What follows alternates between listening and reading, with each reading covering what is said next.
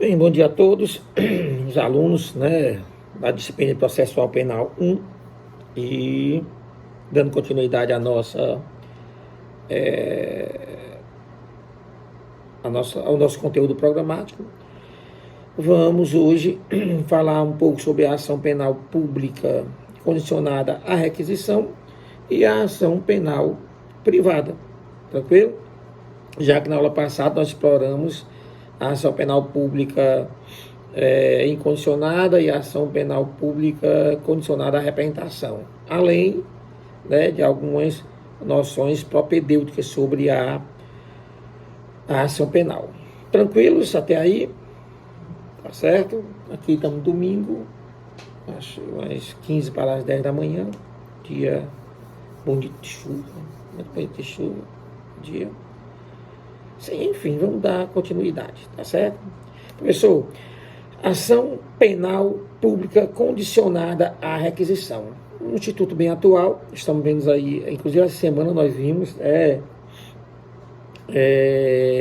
políticos aqui da nossa região que foram, de certa forma, acionados, como em seu desfavor, mediante uma ação penal pública condicionada à requisição. Então, um determinado político local agrediu a honra do atual presidente da República e este, através de um ofício, tá bom? Manifestou, tá bom?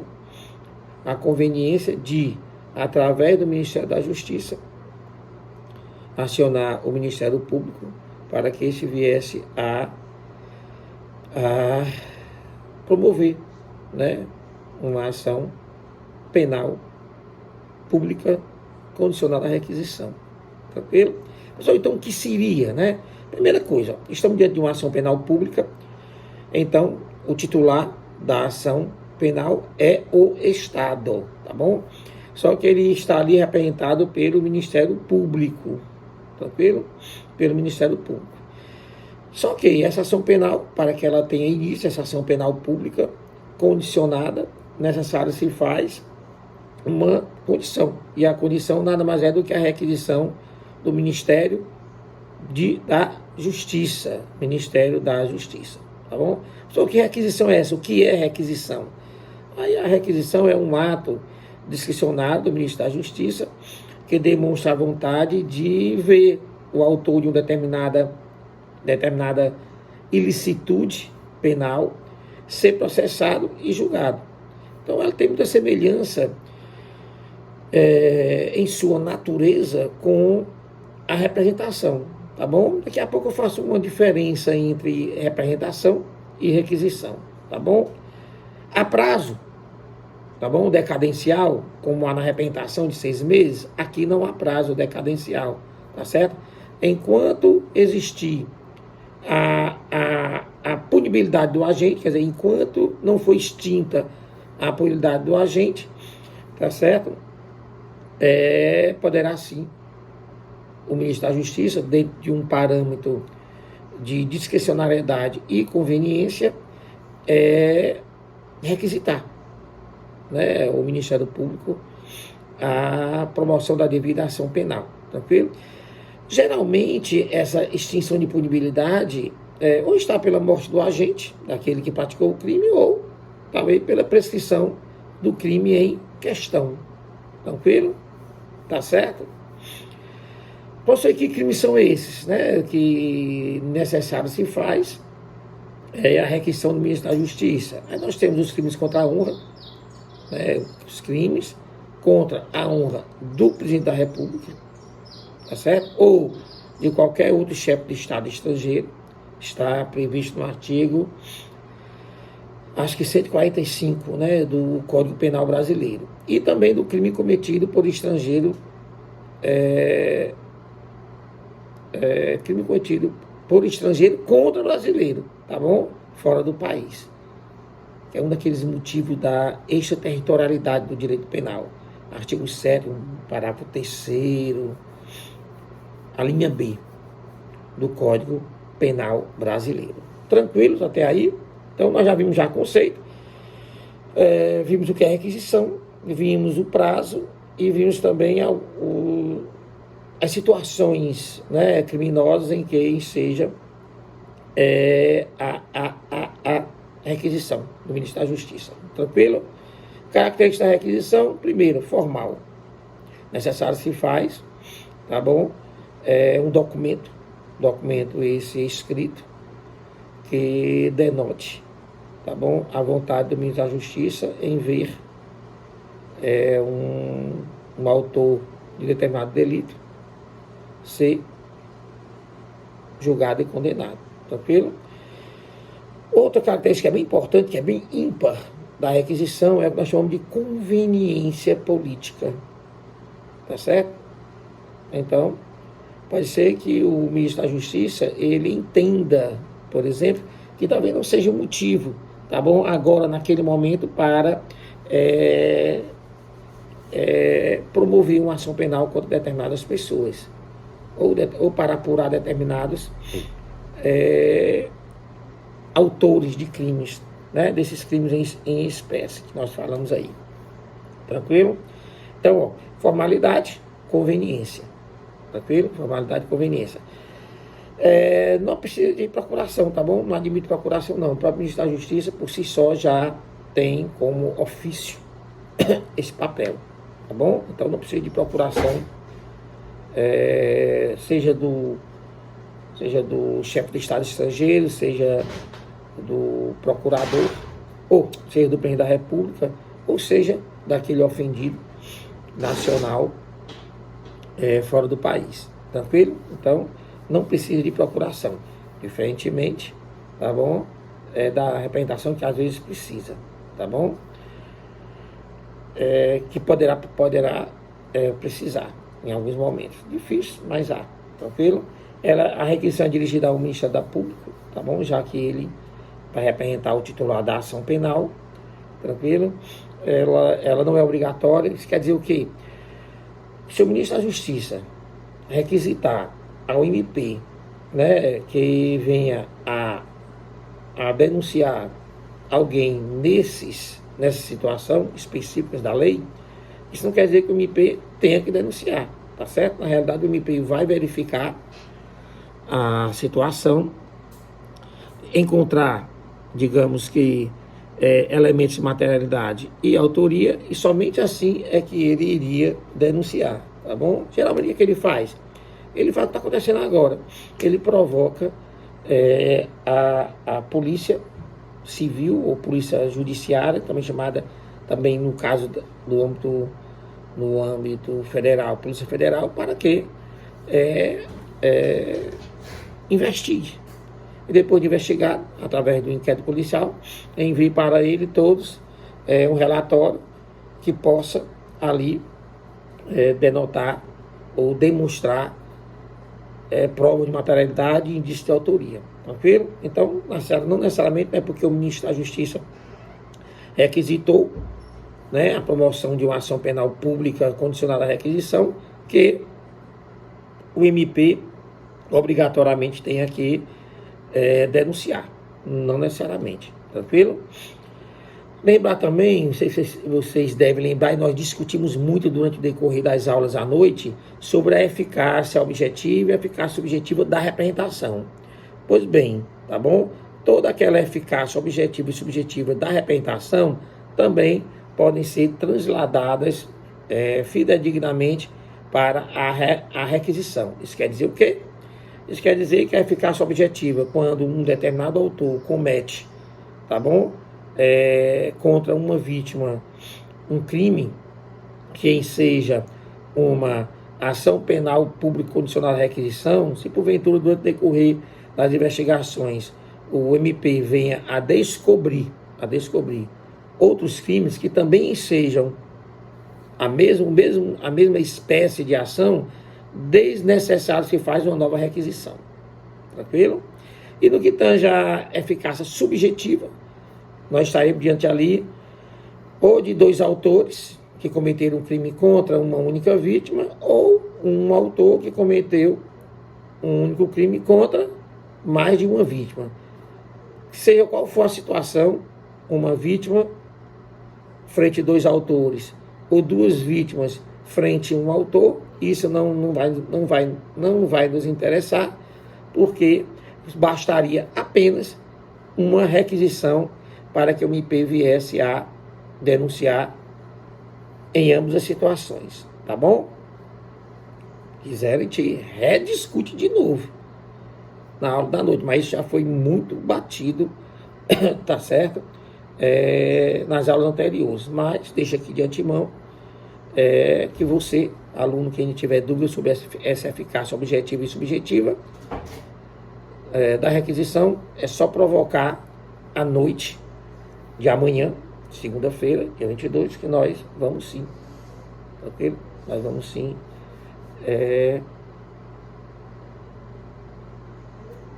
discuti-lo, tranquilo?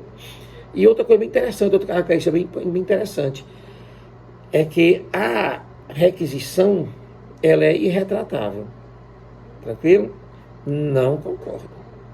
Eu, professor Vasconcelos, não concordo com essa irretratabilidade da representação, tranquilo?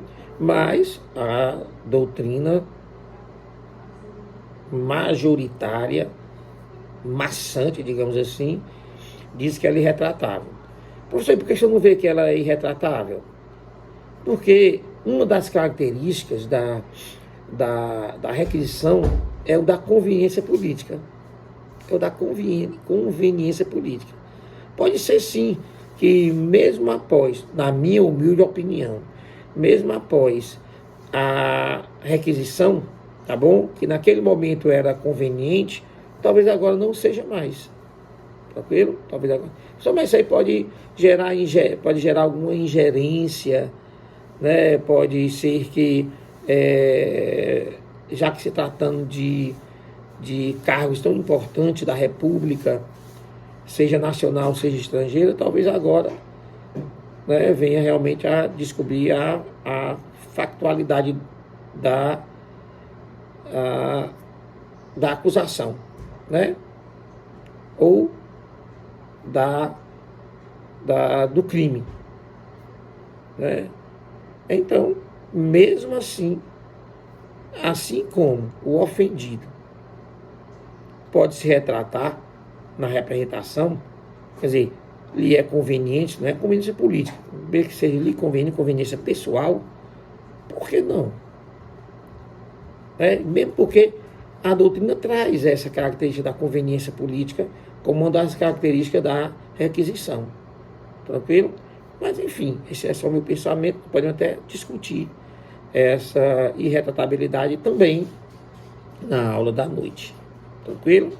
Mas, se nós fôssemos elencar as características da requisição, nós temos a formalidade, nós temos a conveniência política, nós temos que não se admite procuração, nós temos que ela tem que ser dirigida ao Ministério Público, nós sabemos que ela não é obrigatória, né? Quer dizer, ela é primada pela não obrigatoriedade do MP em denunciar, tem eficácia objetiva e subjetiva e ela é irretratável. Tranquilo? Então nós vimos aí as características da requisição. Agora, diante dessas características da requisição, aí sim nós podemos fazer agora criar um quadro sinóptico, diferenciador entre representação e requisição. Já que nós caminhamos agora que ambas são condições para uma ação penal pública condicionada. Então, elas vão ter algumas semelhanças e vão ter algumas diferenças. Vamos focar agora na diferença, tá bom? Então, pronto. Professor, na representação, quem é que pode representar? Aí, nós temos o ofendido, nós temos o representante legal do ofendido, em situações especiais, nós temos sucessores, nós temos curadores, esses podem representar. Mas quem é que pode requisitar? Apenas o ministro da Justiça. E a diferença, primeiro, quem pode apresentar e quem pode requisitar. Segundo, é dirigida a quem? A representação é dirigida a quem? nós vimos que a representação ela pode ser dirigida tanto para a autoridade policial como para o ministro, como o Ministério Público. Não é isso? Tanto para a autoridade policial, para investigar, como para o Ministério Público, para denunciar. Já a requisição é apenas para o Ministério Público, por determinação legal. Tranquilo? Professor, quanto à formalidade, nós vimos que a representação ela é informal. Às vezes através de um boletim de ocorrência, ou às vezes através de uma tomada, né, às vezes durante o auto de declaração do ofendido ou da vítima, ele pode expressar a vontade de ver o seu algoz julgado e condenado. Já na requisição, não. Prima-se pela formalidade. Então é necessário que faça um documento mesmo do MJ dirigida ao MP. Tranquilo? Uma quarta diferença. A representação, ela pode ser retratada, tá bom? Até o oferecimento da denúncia. Ela pode ser retratada e pode ter a retratação da retratação. Está lembrado disso? Então, pronto, ela é retratável. Já a requisição, conforme a maioria da doutrina maçante, ela é irretratável. Ok? Prazo. Nós vimos que a representação, ela tem sim prazo, tá bom? E o prazo, geralmente, é de 6 meses do conhecimento da autoria. Tranquilo? Da autoria, do fato. E, no caso da requisição, não há prazo, tá bom? Entende-se um prazo da requisição aliada, tá certo? A extinção de punibilidade do agente. Então, enquanto a punibilidade do agente não tiver sido extinta, tranquilo? Então, neste caso, ainda pode haver sim a requisição. Tranquilos até aí? Então, em termos de ação penal pública condicionada à requisição, este é as informações necessárias. Tranquilo? Partiremos agora para a ação penal privada. Ação penal privada. Tá bom? Então vamos lá. Professor, um conceito, né, de ação penal privada. Aí nós temos ali uma ação penal cujo titular da ação é o ofendido. Tranquilo? O ofendido. Geralmente, ela vai apurar, ela vai conhecer, tá certo? Crimes que envolvem a intimidade da vítima. Nós chamamos no latim de streptus judite. Quer dizer, o que seria esse streptus judite? É a consequência, né, à vida privada do ofendido quando de uma instrução, né, quando de um processo penal que está correndo, tranquilo? Então, a conveniência de processar, a conveniência de processar fica a cargo do ofendido. Então, toda vez que nós estivermos diante de um crime de ação penal privada, então, a conveniência, a querência de processar ou não, né, o propenso ao autor do delito é unicamente do ofendido, da vítima. O MP nada poderá fazer. Então, se o MP participa desse processo, ele participa como custo lege, ele participa como fiscal da lei, okay? E não como domini litis. Tá certo? Tranquilo? Lembrar também vocês, já foi dito já, que a ação penal privada ela não é regra no Código Penal brasileiro. Como também a ação penal pública condicionada também não é regra. A regra no Código Penal brasileiro, né, quando vai se tratar da definição da ação penal a ser promovida para a apuração dos crimes é que era de ação penal pública, tá bom? Incondicionada. Então, obviamente, que teremos, como profissionais jurídicos, de pesquisar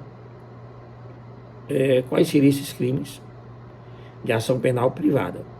Então, a gente vai lá, localiza o crime, localiza o capítulo ou seção, vai nas disposições finais desse capítulo ou seção e lá o próprio legislador vai indicar se aquele crime é de ação penal pública incondicionada, ou se é ação penal pública condicionada, ou se é de ação penal privada. Ele vai dizer que aquela ação será promovida mediante representação, ou mediante queixa, ou mediante requisição. Se for representação e requisição, pública condicionada. Se for mediante queixa, ação penal privada, tá bom? Então, não é regra a ação penal privada no Código Penal brasileiro, tá bom? Somente será privada quando a lei assim dispuser expressamente, tranquilo? A ação penal privada, diferentemente da ação penal pública, ela se inicia com a queixa-crime e não com a denúncia. Então, vai ser a queixa-crime. Nessa queixa-crime, nós teremos ali como titular o ofendido. O ofendido é o titular da ação, mas necessário se faz a assistência por quem tem capacidade postulatória. Então, ali deverá estar ali um advogado. Este sim é que vai ter que representar, assistir o ofendido nesta empreitada processual. Tranquilo? Há uma discussão, uma discussão assim, professor, olha, o senhor disse na aula passada, que o jus puniendi é um direito exclusivo do Estado. Quer dizer o quê? O direito de punir, de condenar alguém. É uma atividade exclusiva do Estado, tá bom? E a gente vê na ação penal privada a vítima, em nome próprio, tá bom? Solicitando, a condenação. Quer dizer, a pessoa, o ofendido, ele pede em nome próprio um direito alheio, que é o direito do Estado de punir, tá bom? Aí pergunta, professor, é um caso de quê? Qual é a natureza dessa atividade, desse posicionamento do ofendido em uma ação penal privada? Se você forem pesquisar, você vai encontrar que trata-se de um caso de substituição processual. Nós temos alguns autores que discordam, tá bom? No entanto, a doutrina majoritária é de que estamos diante, sim, de uma substituição processual, tá bom? Por quê, professor? Porque o jus puniendi pertence ao Estado, tá certo? E numa situação de ação penal privada, a vítima, o ofendido, ele pede em nome próprio um direito que não é seu, que é do Estado. Justamente o de punir o seu algoz. Tranquilo? Na realidade, ele vai só pedir, ele vai só solicitar. Mas o juiz Estado é que vai conhecer e depois julgar, e se encontrar ali um conjunto probatório de materialidade e de autoria, ele vai sim punir, tá bom? Ele irá sim punir. Tranquilo? Então, eu concordo sim com a maioria de que estamos diante de um caso de substituição processual. Tranquilo? Professor, quais são os crimes de ação penal privada? Vou deixar vocês. Na realidade, nós podemos até gravar, já que como eles não são a regra, tá bom? Pode ser que fica até mais fácil da gente gravá-los. Mas tenham cuidado, a lei ela modifica, e a lei modificando, se você não tiver atento a essa prática de estar sempre confirmando no Código Penal e nas leis extravagantes, você pode errar. Mas em tese, os crimes contra a honra, os crimes que tratam dos direitos autorais, o crime de dano, o crime de abandono de animal em propriedade alheia, o crime de fraude à execução, tá bom? São exemplos de crimes de ação penal privada. Tranquilo? Agora, tenham cuidado. Tivemos agora mudança. O crime de estelionato era de ação penal pública incondicionada. Aí você grava, opa, estelionato é incondicionado. Oh, meu Deus do céu, é incondicionado. De repente a lei mudou, você não ficou atento e de repente agora mudou para condicionada a representação. Aí você pode errar. Então, você como profissional, o erro poderá causar-lhe danos civis severos. Então é bom, sempre bom, que mesmo diante de uma situação que você encontre seguro, não custa nada ir lá para o código, tá certo? Ver qual é o artigo, qual é o inciso, em que capítulo está, né? E que confirma essa sua informação. Tranquilo? Até aí? Pronto. Em termos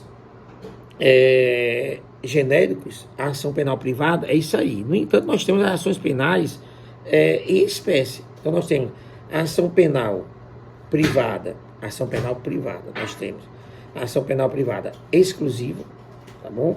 Nós temos a ação penal personalíssima, a ação penal privada personalíssima e a ação penal privada subsidiária.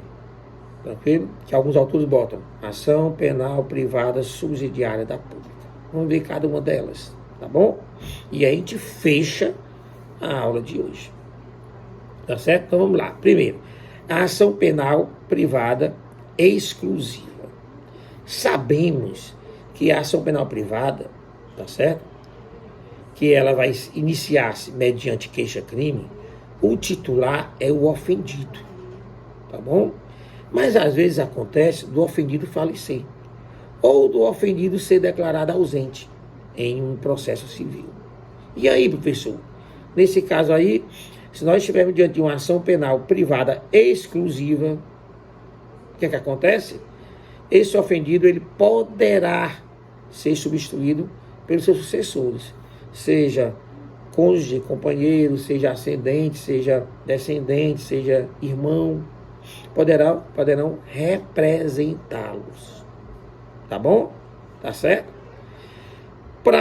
O prazo 6 meses a contar do conhecimento da autoria. Então, repetindo, o professor quer que vai caracterizar uma ação penal privada exclusiva ou genérica para alguns, né? Ou genérica.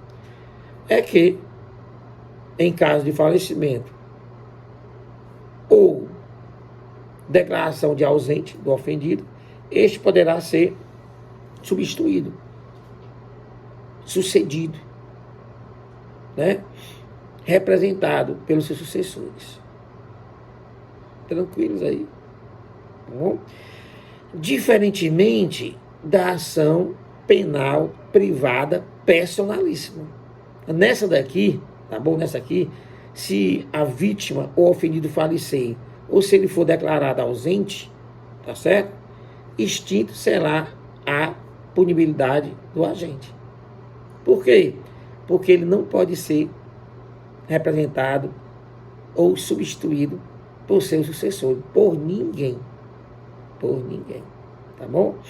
Só existe um crime no Código Penal brasileiro que é de ação penal privada personalíssima. É aquele crime que está tipificado no artigo 236, que é o induzimento a erro essencial ou ocultação de impedimento para casamento.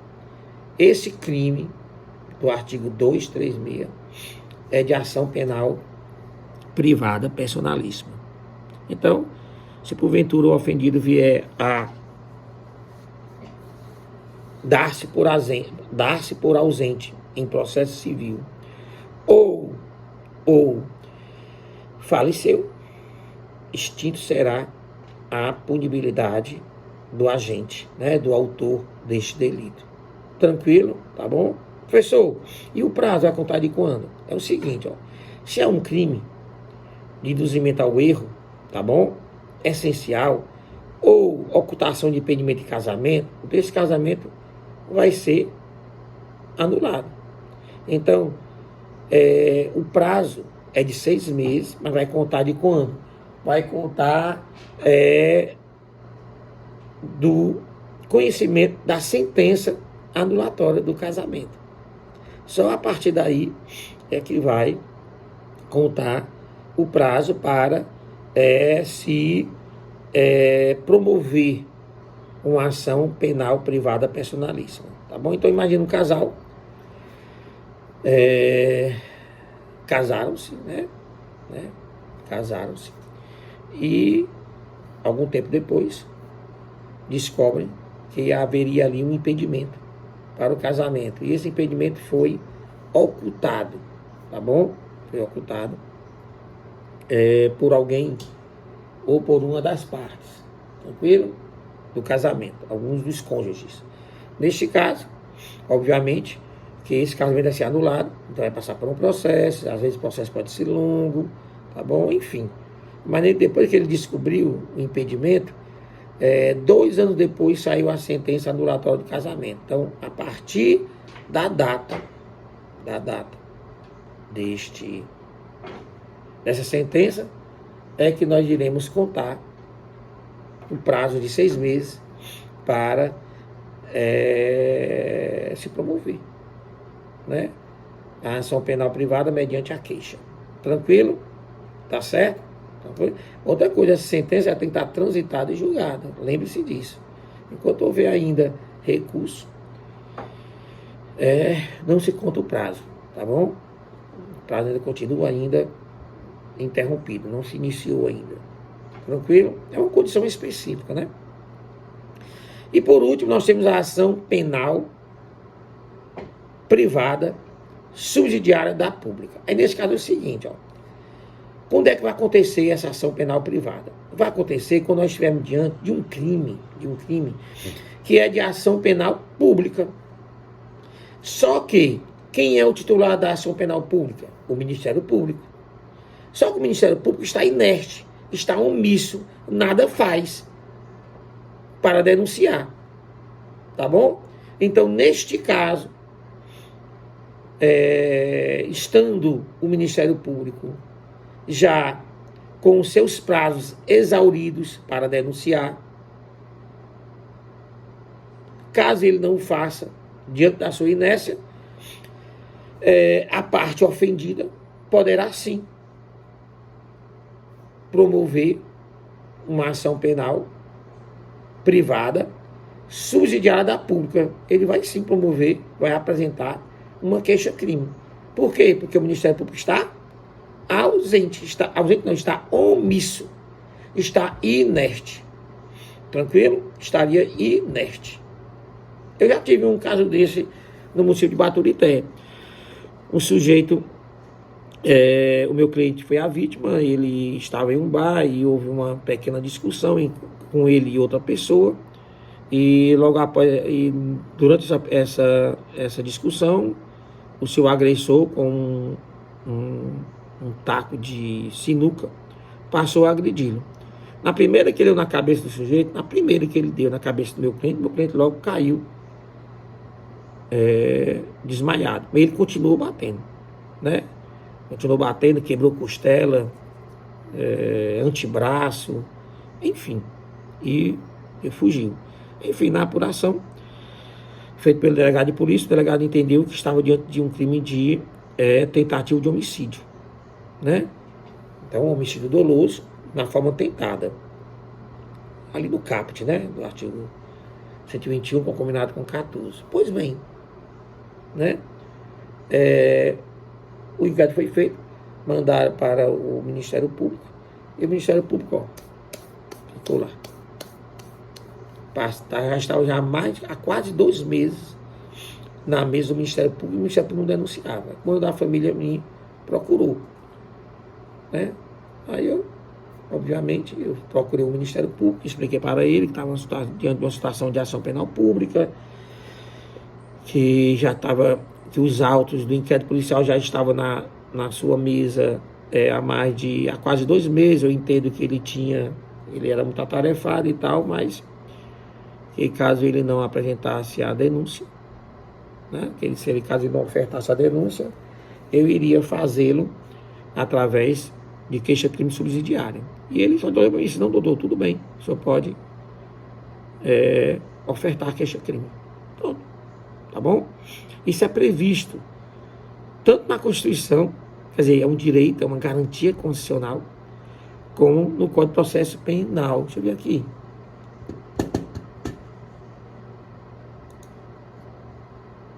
Constituição. Parte do processo. Peraí. Artigo 5º. Pronto. Artigo 5º, inciso 49. Não, 59. Artigo 59. Artigo não, inciso 59. Artigo 5º, inciso 59. Diz assim, ó: será admitida ação privada, aí, ó, ação privada nos crimes de ação pública, tá bom?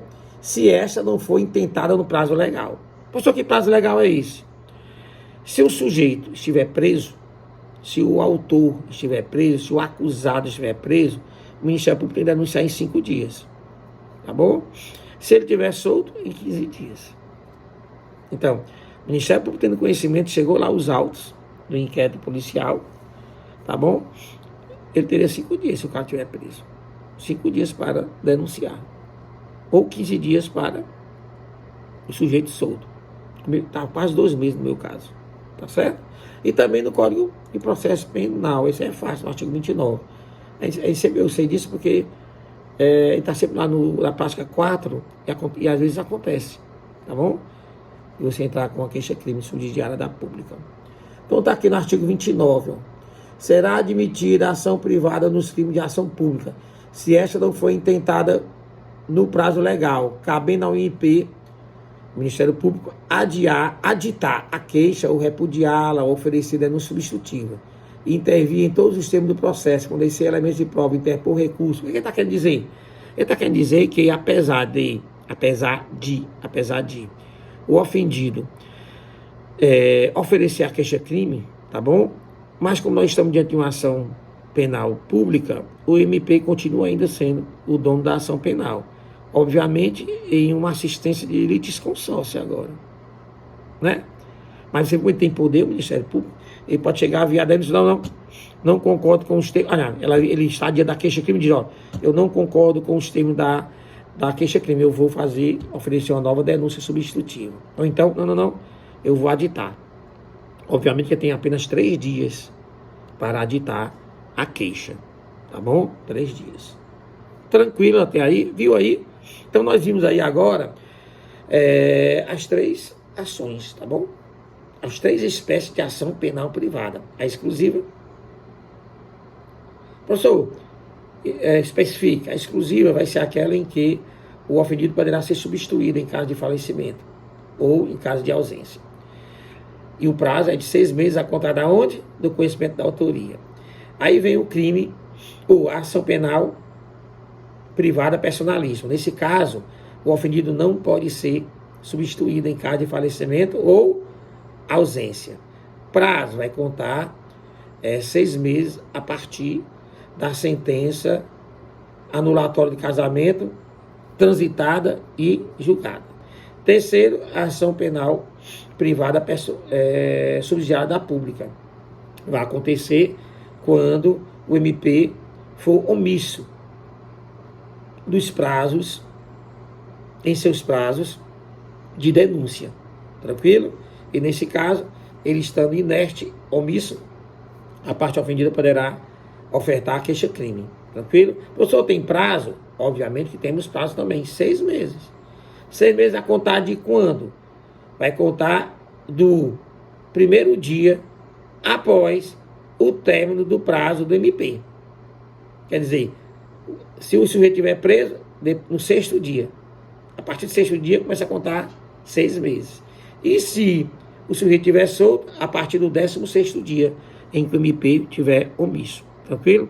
Professor, se em 6 meses o MP, ou se em 6 meses, após a denúncia não apresentada pelo MP, tá bom? Após 6 meses do prazo, o ofendido decai do seu direito de ofertar a queixa-crime, tranquilo? E aí, o sujeito vai ficar impune? Não. O MP, ele pode denunciar no momento que ele quiser, desde que não esteja extinta a punibilidade do agente, do autor. Tranquilos? Legal, não? Então pronto, 40 minutos de aula e a gente encerra agora. Amanhã nos encontramos, se Deus quiser. Tranquilo? Vou mandar para vocês alguns questionamentos bem interessantes para reforçar. E até amanhã e se cuide. Bom final de semana. Tchau, tchau.